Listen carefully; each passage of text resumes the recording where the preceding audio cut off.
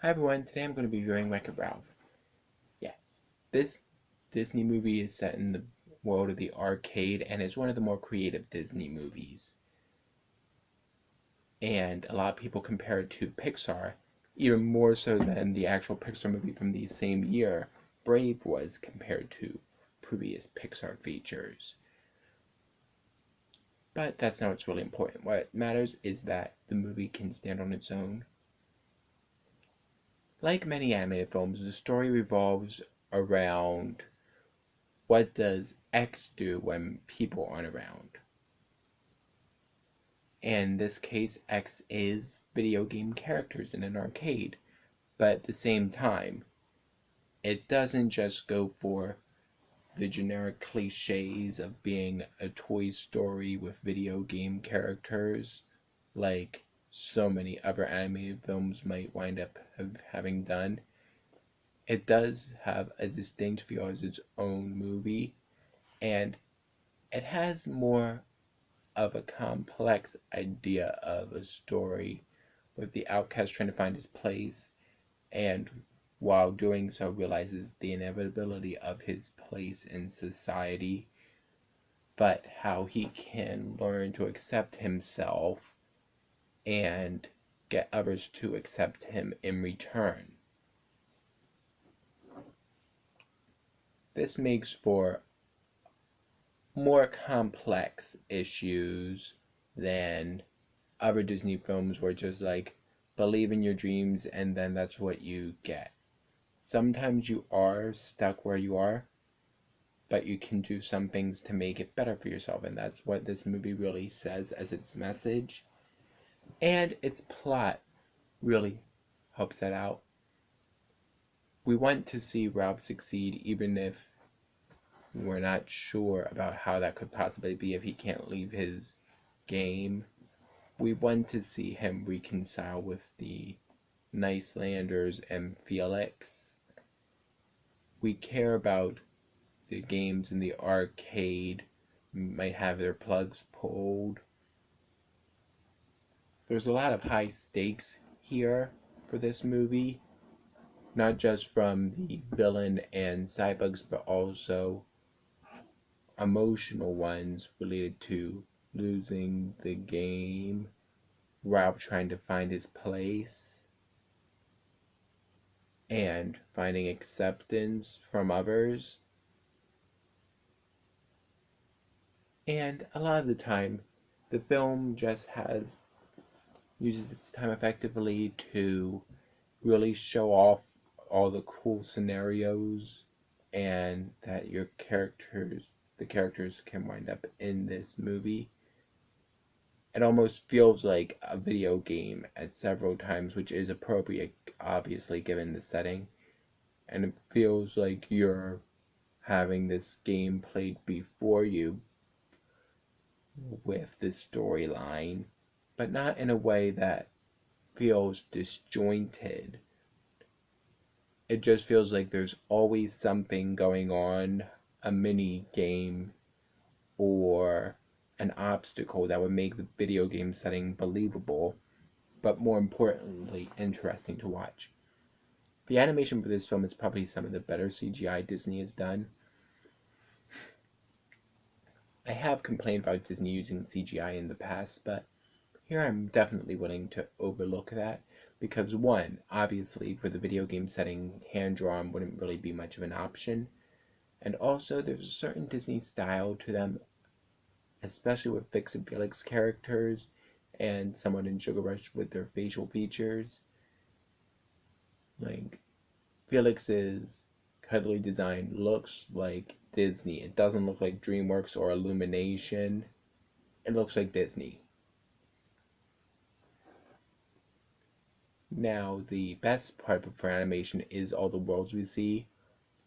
We have a more simple look for Fix-It Felix Jr., the brick house, the junkyard, the sky, but it's still nice to look at, and it really fits with the theme of that game. Sugar Rush is the most vibrant and colorful world of the three, and it's where we spend most of the time, and everything there is so beautiful. I love Sugar Rush. I could see another movie set entirely in there, even though I know Wreck-It Ralph 2 is going to go in different directions, and I'm happy there. I'm just saying Sugar Rush is a great world. We have characters looking like candy, whether they be candy themselves, like Sour Bill, or the Donut Cops, or the Oreo Guards, or some of their outfits are themed like Tabitha Mountain Fudge, and all the other racers whose outfits really fit for their kind of candy. They pretty much sound like and look like they've come out of Strawberry Shortcake and are her jerky little friends that didn't make the cut for this show.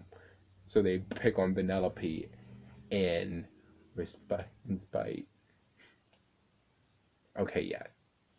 Dumb analogy, but that's what it looks like and gets the same feel. But there's plenty of other great things they can do with the candy setting with Laffy Taffy Vines, Candy Cambridges, Nesquik Sand. There's always something creative to look at. As well as the Hero's Duty, where it's darker, blacks, a little bit of red here and there, and the pulsating green that's really alien. You know, the same typical lime green Disney often uses to symbolize evil for most of their films. And then we have the real world and the arcade, which is interesting when we see the game's designs outside, and it's nice and basic while still looking good, but it's definitely set apart from the game worlds, which it really should be. Similarly to how other classic Disney films were, such as Alice in Wonderland and Peter Pan, for the differences between reality and fantasy. On to the characters. Ralph is a very likable protagonist, even though he's meant to be a bad guy. He has no desire to really be bad, partially from the way he's treated, and second, other than his in-game duties, he doesn't have it in him to be a bad guy, and he's really a decent person deep down. After the Battlenon meeting in the beginning, we see him after he leaves Pac-Man and meets up with Q*bert, who he gives a cherry to because he and his bad guys from his game have lost their game. So he really feels sympathy for them, and it really establishes his character.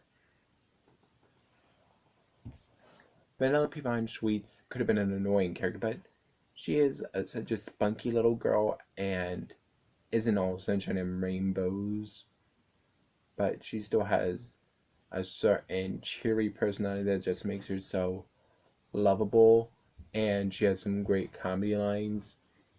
She even, thanks to the great performance by Sarah Silverman, is able to bring some lines like related to bodily functions such as think brain or verp, which I don't want to really describe what it was. Even Sarah had trouble with that one. But she has another layer to her too. Deep down, similarly to Ralph, all of the treatment does affect her, and seeing how she grows and how she might shape each other and how much they change each other's perspectives while still retaining who they are and being true to themselves, and how while their personalities are so different, they have much more in common than one would initially think. There's also a plot twist to her later in the film, which is spoiler territory, but you've probably already seen the movie again, so you know exactly what I'm talking about. Fix-It Felix Jr. is another great character. He's just so jolly and helpful, but at the same time, he is oblivious to Ralph's needs, and it takes him a long time to being able to realize why Ralph ran away, and his relationship with Ralph is improved throughout the movie, but he's never really an unlikable character. They could have easily made him turn out to be somebody as bad as the villain, but they don't wind up going with that. We really like him when we watch him, and he's just so awkward and adorable that it's hard not to love him. Sergeant Calhoun, well, she's voiced by Jane Lynch, so she's going to be really snarky and funny, but similar to Vanellope, she also has a soft side in her. She's programmed with the most tragic backstory ever, and it really affected her. So it makes her harsher for other people to see when they meet her. They think she's a little strict and intense, but deep down she is a really likable and good person underneath it all. She doesn't believe in violence willy-nilly completely.